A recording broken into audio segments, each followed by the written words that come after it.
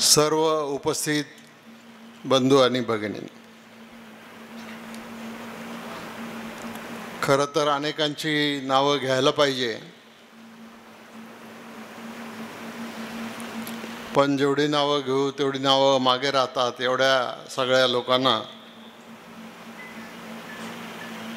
आपल्या तालुक्यामध्ये पदं देण्यात आलेली आहेत.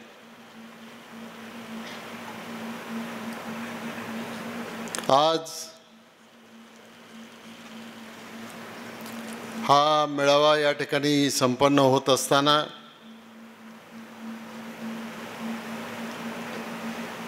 त्याला एक पार्श्वभूमी आहे. जिल्हा परिषदची निवडणूक,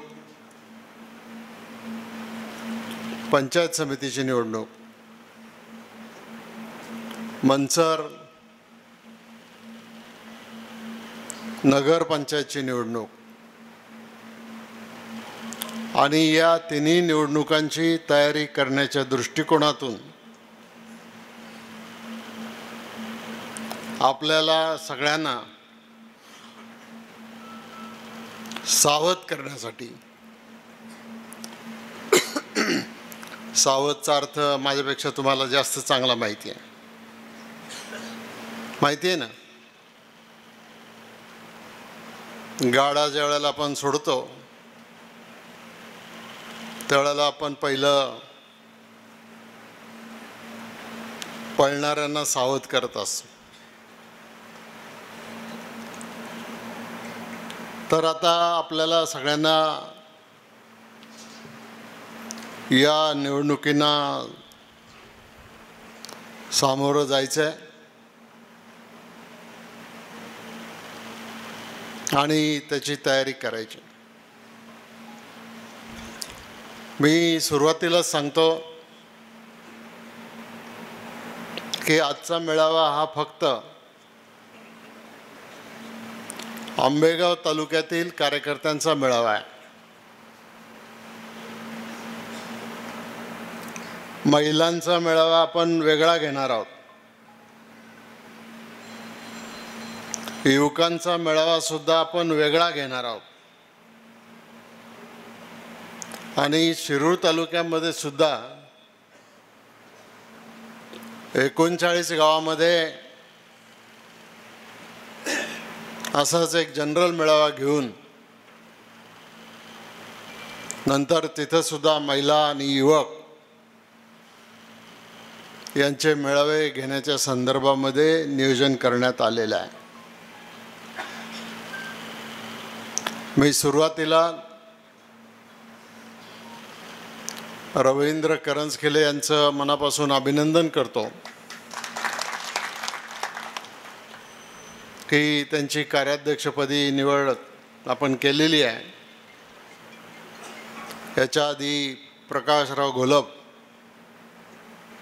हे देखील कार्याध्यक्ष म्हणून आपल्या आदिवासी भागामध्ये कार्यरत आहेत.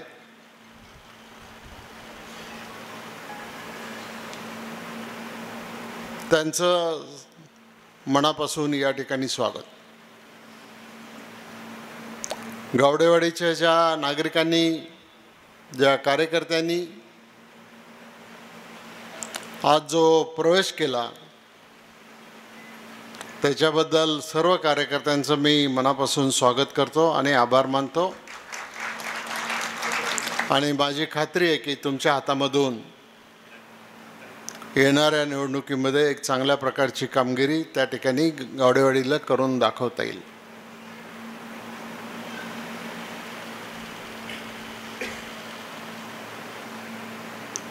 आजच्या या निवडणुकीला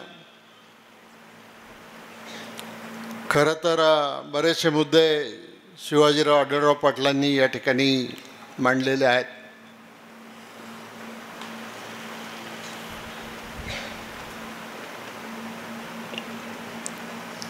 की 3-3.5 वर्षापूर्वी, म्हणजे आधीचा इतिहास मी तुम्हाला सांगत नाही 90 सालापासूनचा, पण 90 सालापर्यंत पासून आपण या तालुक्यामध्ये आणि राज्याच्या राजकारणामध्ये काम करत असताना विविध संस्थांच्या माध्यमातून, विविध पदांच्या माध्यमातून राज्यामध्ये विकासाचं काम केलं, तालुक्यामध्ये विकासाचं काम केलं, सगळ्या जाती धर्माच्या लोकांना बरोबर घेऊन जाण्याची भूमिका आपण त्याच्यामध्ये घेतली. राजकारणामध्ये नेहमी काही ना काहीतरी घडत असतं. 3.5 वर्षापूर्वी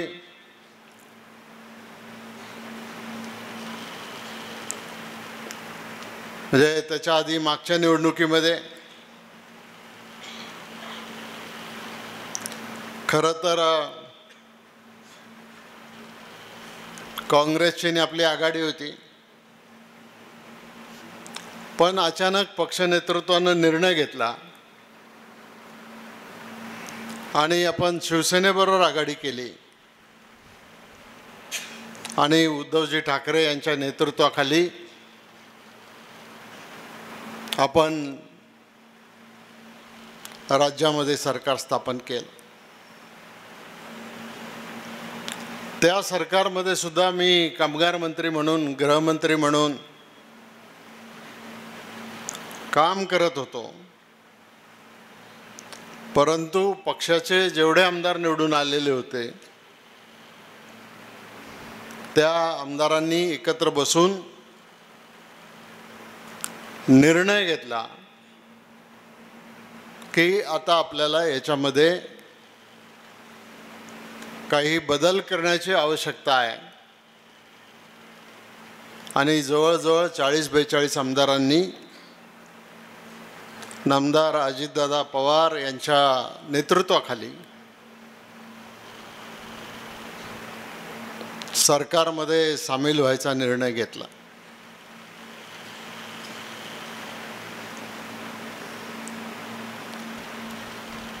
हा निर्णय काही एका रात्रीत नाही झाला. त्याच्या आधी पक्षाच्या वरिष्ठ पातळीवर अगदी आदरणीय पवार साहेबांच्या पासून काही बैठका झाल्या, चर्चा झाली, परंतु पवार साहेबांनी त्यांची भूमिका बदलली नाही. पण पक्षातल्या बहुसंख्य आमदारांचं म्हणणं होतं की जर आपल्याला विकास करायचा असेल तर सत्तेमध्ये त्या ठिकाणी सहभागी झालं पाहिजे. आणि ते आपण सहभागी झालो आणि त्याच्यानंतर मग या राज्याचं जे राजकारण काय बदलायचं ते बदललं.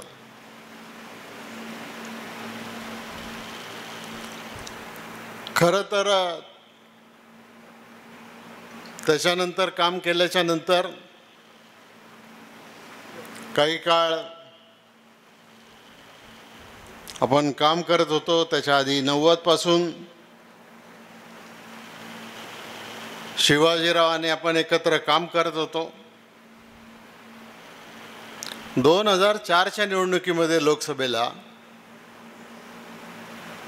त्याच्या आधी आपण आदरणीय अशोक अण्णांना निवडून दिलं होतं आणि शिवाजीरावांनी इच्छा व्यक्त केली की मला आता लोकसभेची निवडणूक लढवायची आहे. आम्ही बोललो साहेबांशी, परंतु त्यावेळेला ते जमलं नाही. त्यांनी वेगळी भूमिका घेतली आणि सलग त्यावेळेला 3 वेळेला ते या भागामधून खासदार म्हणून त्या ठिकाणी विजयी झाले. कालचा हा राजकीय बदल झाल्याच्या नंतर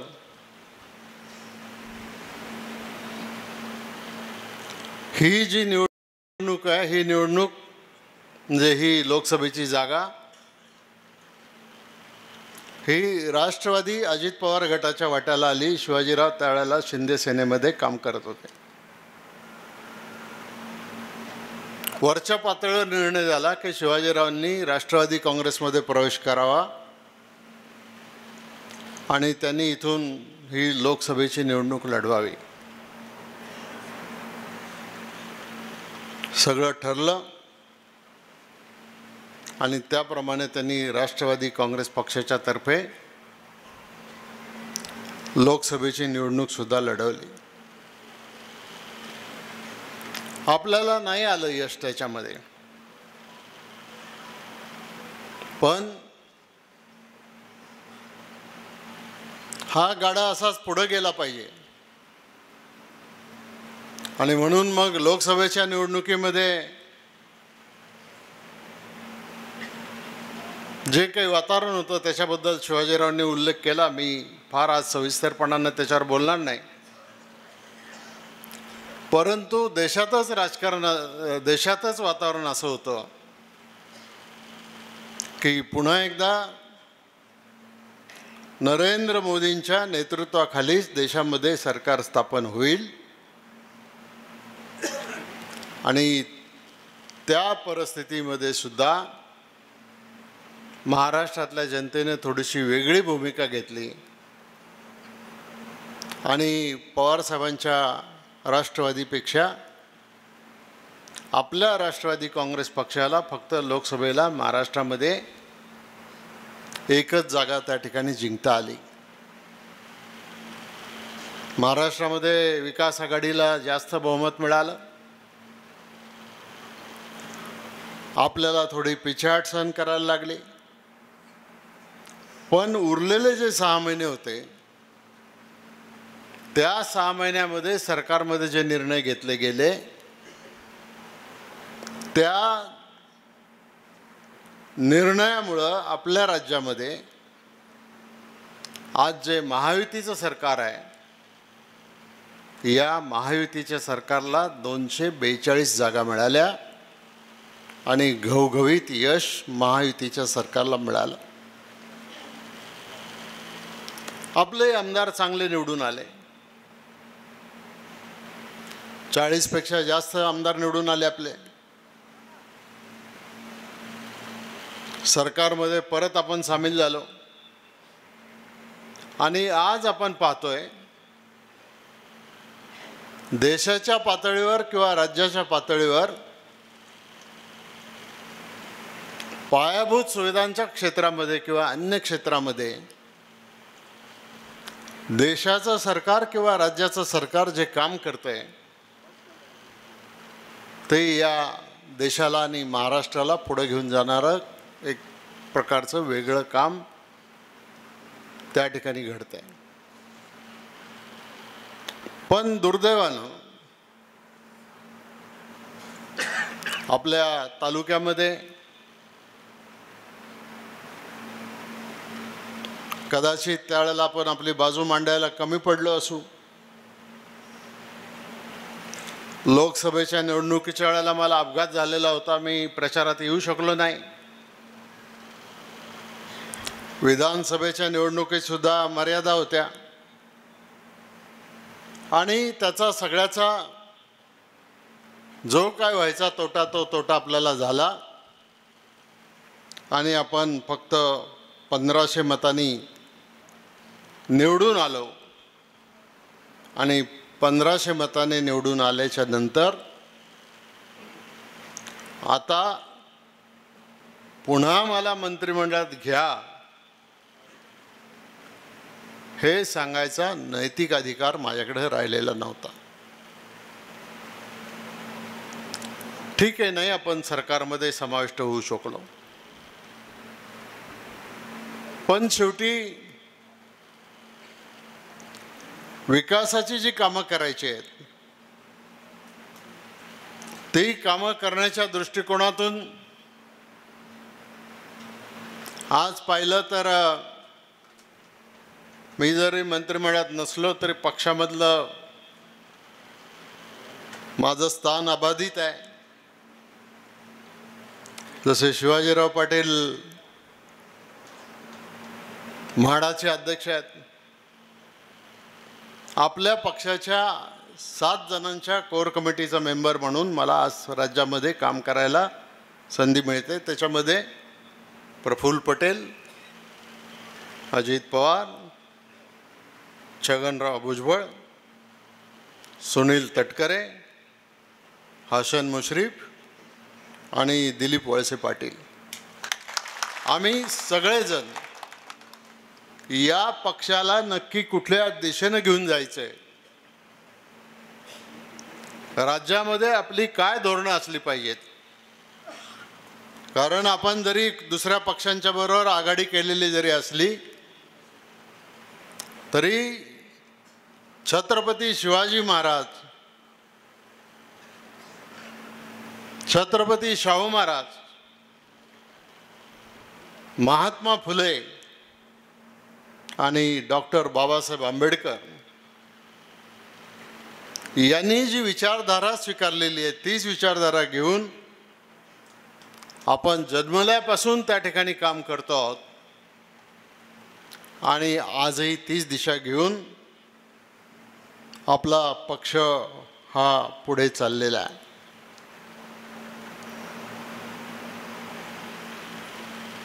आता राज्याचं राजकारण तुम्हाला सांगण्यापेक्षा आज आपण ज्या पार्श्वभूमीवर इथं जमलेलो आहोत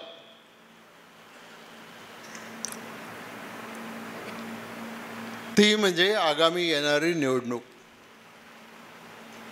आणि त्या निवडणुकीमध्ये कार्यकर्त्यांनी करायची तयारी. आपण वर्षानुवर्ष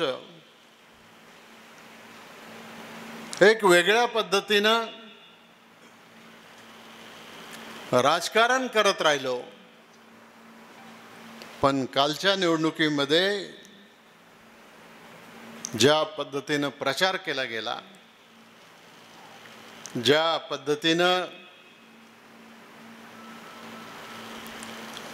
विचार मांडले गेले, मग आदिवासी लोकांना सांगितलं हे सरकार आलं की तुमचं आरक्षण जाणार आहे, मुस्लिम समाजातल्या लोकांना वेगळं सांगितलं, आणखीन कोणाला काय सांगायचं ते सांगितलं, पण आज जे सरकार चाललंय देशाचं आणि राज्याचं ते सरकार एका वेगळ्या दिशेनं, विकासाच्या दिशेनं पुढे चाललेलं आहे. जिल्हा परिषदच्या आणि नगर परिषदेच्या निवडणुका जाहीर झालेल्या आहेत. सभापती पदाचं आरक्षण निघालंय. ओपन कॅटेगरीमध्ये आपलं सभापतीपद त्या ठिकाणी आलेलं आहे.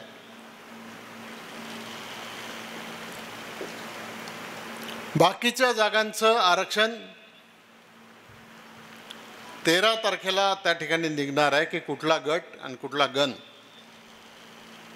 कुठल्या प्रवर्गासाठी त्या ठिकाणी राखीव होणार आहे याचं आरक्षण 13 तारखेला निघणार आहे. आणि त्याच्यानंतर खऱ्या अर्थानं निवडणुकीच्या या युद्धाला आपल्याला सामोरं जावं लागणार आहे. आणि निवडणुकीच्या युद्धाला सामोरं जात असताना ऐन वेळेला तयारी करून चालणार नाही. कारण काल जो झटका आपल्याला बसलेला आहे, मग त्याची काय फक्त देशाचीच कारणं किंवा राज्याचीच कारणं होती त्याला असं नाही, तर आपल्याकडे सुद्धा तालुका लेवलला गावागावामध्ये गट तट भांडणं, हा इकडं म्हणून मी तिकडं, अशा भूमिका जिथं जिथं घेतल्या गेल्या तिथं तिथं याचा परिणाम झालेला आहे. भीमाशंकराची कृपा आपल्यावर होती, आपण निवडून आलो, किमान प्रवाहामध्ये आहेत. आज विरोधी पक्षाच्या आमदारांना त्यांच्या मतदारसंघामध्ये एखादा 10 लाख रुपयाचा रस्ता जरी करायचा असला तरी तो करता येत नाही. ही परिस्थिती आहे. आता लोकसभेची निवडणूक संपली, विधानसभेची निवडणूक संपली, पुढचे 4 वर्ष तर मी आता आमदार म्हणून त्या ठिकाणी राहणार आहे का? काही अडचण आहे त्याच्यात?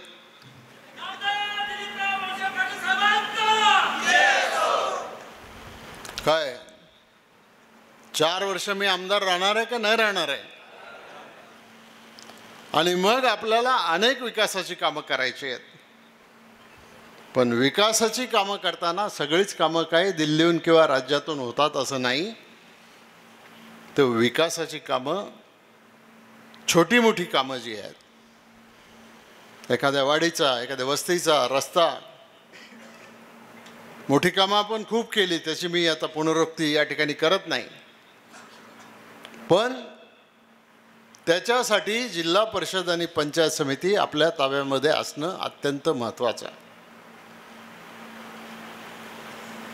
आता जर जिल्हा परिषद आणि पंचायत समिती आपल्या ताब्यामध्ये नसेल तर मग उद्या विकासाच्या कामाच्यासाठी कार्यकर्ते जरी पत्र घेऊन आले किंवा ठराव घेऊन आले किंवा ग्रामस्थ म्हणून आले तरी त्यांना न्याय देता येईलच अशी काही परिस्थिती त्याच्यामध्ये राहणार नाही. आणि म्हणून ही निवडणूक महत्त्वाची आहे. बरं, आता ही निवडणूक शिवाजीरावांची पण नाही, ही निवडणूक माझी पण नाही, आणि ही निवडणूक देवदत्त निकमची पण नाही. ही निवडणूक आहे कोणाची? या सगळ्या सामान्य कार्यकर्त्यांची निवडणूक आहे. उद्या तुमच्यातलाच कोणीतरी जिल्हा परिषदमध्ये जाणार आहे, उद्या तुमच्यातलाच कोणीतरी पंचायत समितीमध्ये जाणार आहे. आपल्या मतदारसंघामध्ये जिल्हा परिषदेच्या 8 जागा आहेत. 5 आंबेगाव तालुक्यामध्ये आहेत, 3 शिरूर तालुक्यामध्ये आहेत. मागच्या वेळेला आपण 8 पैकी 7 जागा जिंकल्या होत्या आणि जिल्हा परिषदमध्ये आपल्याला त्या ठिकाणी पद मिळून त्या पदाच्या माध्यमातून अनेक प्रकारची कामं आपल्याला त्या ठिकाणी करता आली होती. याही वेळेला ज्याचा उल्लेख आधी कोणतरी केला, पुणे जिल्ह्यामध्ये राष्ट्रवादी काँग्रेस पक्षाची जिल्हा परिषद निवडून येणार ही काळ्या दगडावरची रेघ आहे.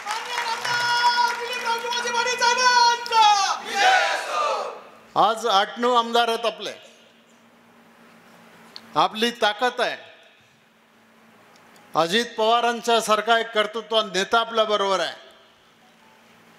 आणि अशा वेळेला जिल्हा परिषदच्या माध्यमातून किंवा DPDCच्या माध्यमातून निधी आपल्या गावागावापर्यंत, आपल्या वाडीवाडीपर्यंत, आपल्या वस्तीवस्तीपर्यंत घेऊन जायचा आहे. तो निधी घेऊन जाण्याच्यासाठी आपल्याला हे काम करायचं. उद्या आपण काम मंजूर करून आणलं, सभापती आपला विचाराचा नसला तर काम मंजूर करून आणणार आपण, नारळ फोडायला येणारा दुसराच. ही परिस्थिती निर्माण होऊ नये म्हणून जास्तीत जास्त पंचायत समित्या, जास्तीत जास्त जिल्हा परिषदच्या जागा हे आपल्याला त्या ठिकाणी निवडून आणायचं काम त्या ठिकाणी करायचं. आणि म्हणून तुम्हाला खूप आधी जागा करतोय आम्ही. आधी जागा याच्यासाठी करतोय की निवडणूक जाहीर झाल्याच्या नंतर मतदार याद्या बघण्यापेक्षा उद्यापासूनच काका तुम्ही पक्षाच्या माध्यमातून आपल्याला जिल्हाधिकाऱ्यांच्याकडून ज्या मतदार याद्या मिळतात, प्रत्येक पक्षाला मोफत मतदार याद्या मिळतात, त्याची एक एक कॉपी त्या त्या गावच्या बूथ प्रमुखाकडं किंवा गाव प्रमुखाकडं किंवा कोणाकडे द्यायची ती द्या. आणि कार्यकर्त्यांनी सुद्धा त्या मतदार यादीमधली जी नावं आहेत ती नावं तपासून घेऊन त्याच्यामध्ये कुठली कमी आहेत का कुठली जास्त आहेत.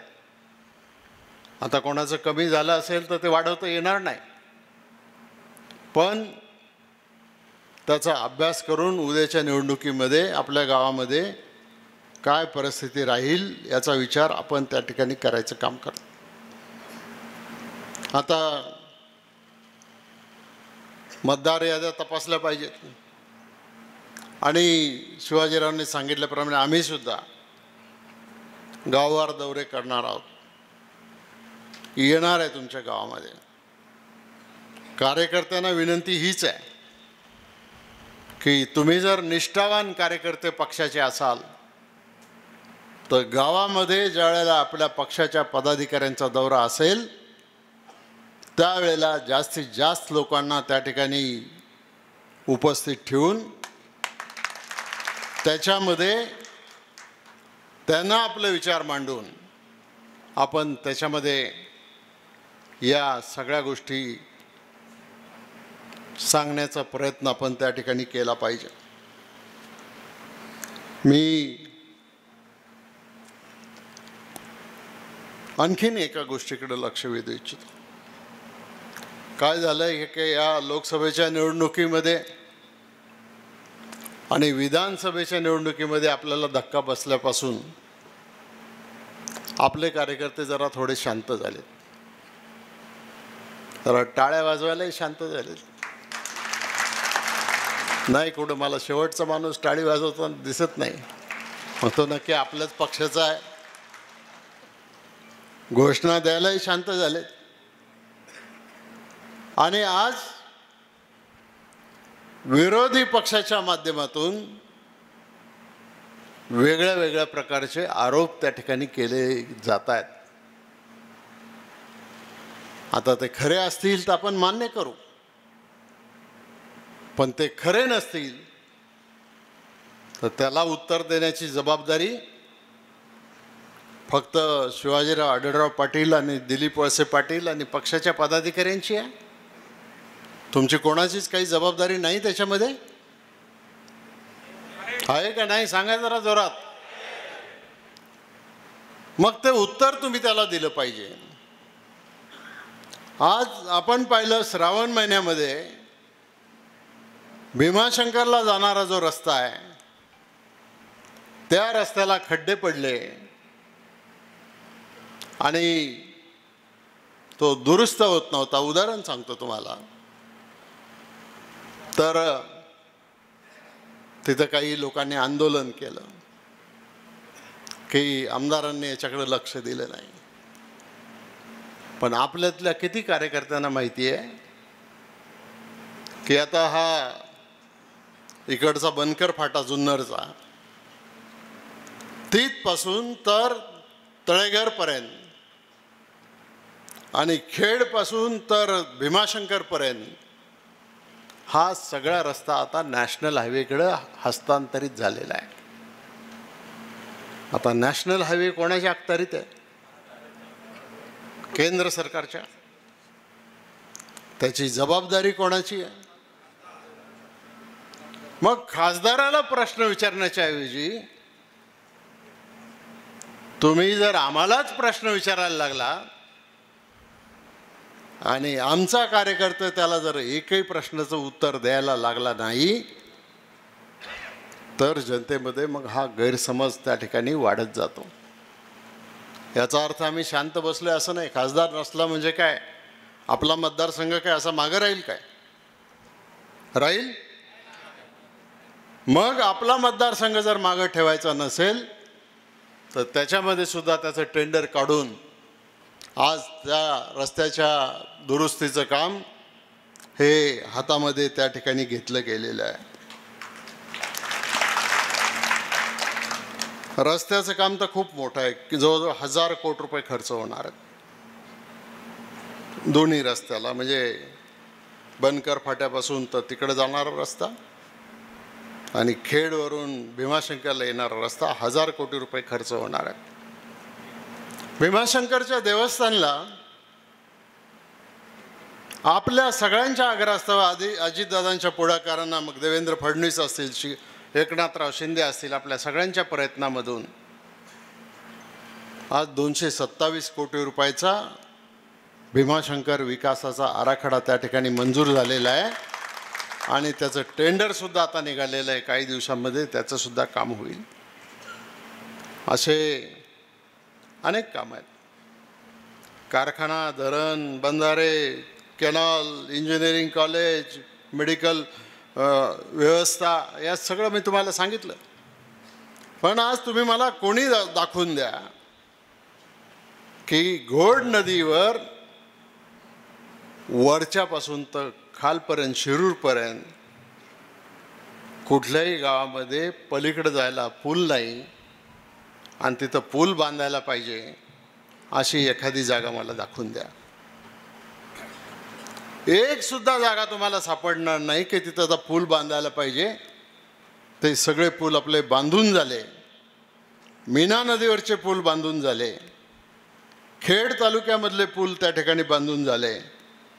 आणि असे जे प्रश्न आहेत या प्रश्नांना उत्तर द्यायला आपण कुठेतरी कमी पडतो आहोत. त्याच्यामध्ये ते उत्तर पण तुम्ही सगळ्यांनी दिलं पाहिजे. आज आता कांद्याला भाव नाही. आंदोलन करणारे कोण? हेच लोक. शेतमालाचे भाव ठरवतं कोण? केंद्र सरकार. पुढाकार घ्यायची जबाबदारी कोणाची? मग त्यांना विचारलं पाहिजे ना प्रश्न की कांद्याला भाव नाही, तुम्ही कुठल्या सिरियलमध्ये बिझी आहात? आम्हाला विचारलं तर काही चुकीचं नाही, पण त्यांना हा प्रश्न विचारला पाहिजे. आज विजेच्या संदर्भामध्ये कनेक्शन तोडायला सुरुवात केली. आता आंदोलन होणार आहे विजेच्या संदर्भात.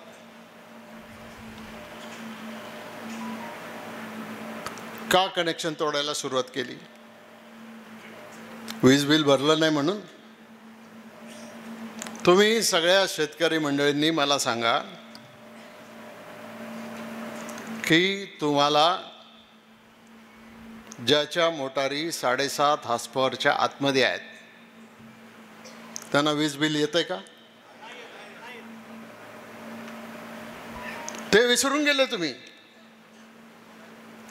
की याच लोकांनी, मग अजितदादा असतील, देवेंद्र फडणवीस असतील, शिंदे असतील, याच लोकांनी जर या राज्यातल्या शेतकऱ्यांना 7.5 हॉर्सपॉवरच्या मोटारीला त्या ठिकाणी जर विजेचं बिलच आकारलं नाही आणि 7.5 हॉर्सपॉवरच्या वरच्या मोटारीला समजा बिल आकारलं तर आंदोलन करणारे काय सांगणार की आता आम्ही MSEBच्या ऑफिसला टाळा लावतो. दामू शेठ तुम्ही आले होते सकाळी. MSEBच्या ऑफिसला टाळा लावून काही होणार नाही. माझं सांगणं तुम्हाला, ज्याच्या मोटारी 7.5 हॉर्सपॉवरच्या वरती आहेत ना त्यांनी नका सगळं बिल भरू, पण काहीतरी 5-10 हजार रुपये तुम्हाला काय भरता येतील ते भरा. ज्याचं कनेक्शन तोडलं जाईल त्याचं कनेक्शन उद्या सकाळी त्या ठिकाणी सुरू केलं जाईल.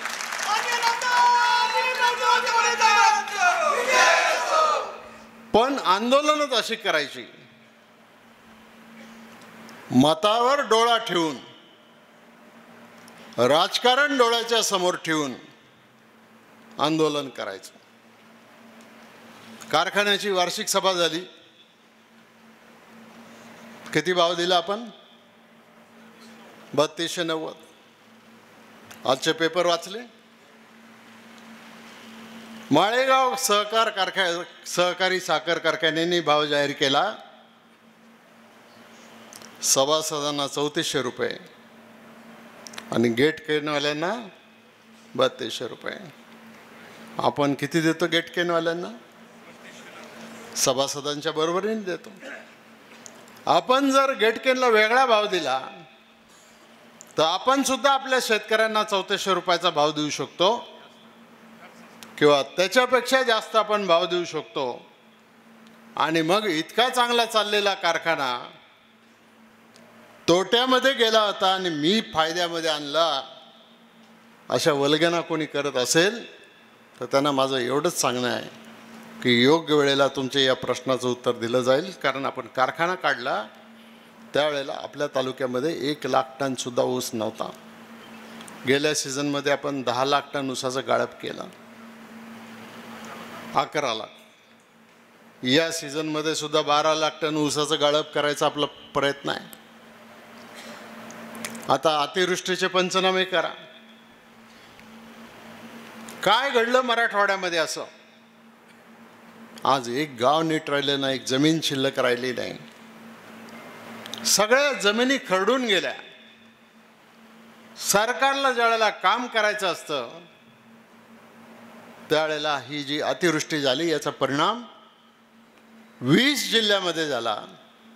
आणि आज राज्याचं सरकार, केंद्राचं सरकार ज्या जिल्ह्यामध्ये अतिवृष्टी झाली त्या जिल्ह्यातल्या शेतकऱ्यांना पुन्हा त्यांच्या स्वतःच्या पायावर उभं करण्यासाठी सगळा निधी आज एक तर तिकडं जातो आणि दुसरा निधी आपल्या लाडक्या बहिणींना जो काही हे त्या ठिकाणी मिळतं. सरकारने मदत केली पाहिजे, सरकारने मदत केली पाहिजे. आपल्याला योजना जरा माहिती करून घेतल्या पाहिजे. केंद्र सरकारकडून प्रत्येक शेतकऱ्याच्या खात्यात काही पैसे येतात का नाही येतात? तुम्ही नाही म्हणताय. 6,000 रुपये आणि राज्य सरकारच्याकडून 6,000 रुपये. म्हणजे पूर असो नसो, पाऊस असो नसो, 12,000 रुपये ज्या वेळेला तुमच्या शेतकऱ्याच्या खात्यामध्ये ज्या वेळेला सरकार जमा करतंय, हे जर आमच्या कार्यकर्त्यांनी मतदारांना सांगितलं नाही तर फक्त हे असं केलं नाही म्हणून तसं, तसं केलं नाही म्हणून तसं, असं त्या ठिकाणी होऊ शकतं. आणि म्हणून या गोष्टीकडं तुम्ही लक्ष दिलं पाहिजे. बाकीचे प्रश्न खूप आहेत. वेळ झालेला आहे, तुम्हालाही सगळ्यांना भुका लागलेल्या आहेत. जेवणाची व्यवस्था केलेली आहे, सगळ्यांनी जेवून जा. पण आजपासून इथून गेल्याच्या नंतर आपण निवडणुकीच्या कामाला लागा. आणि आणखीन एक विनंती मला तुम्हाला करायची आहे. उद्या एकदा आरक्षणं पडली की अनेक लोकांना असं वाटेल की मी उमेदवार व्हावं. वाटेल का नाही वाटेल? आणि मग तुमची गावची शिष्टमंडळी यायला सुरुवात होईल. आमच्या अमक्या तमक्याला तिकीट द्या.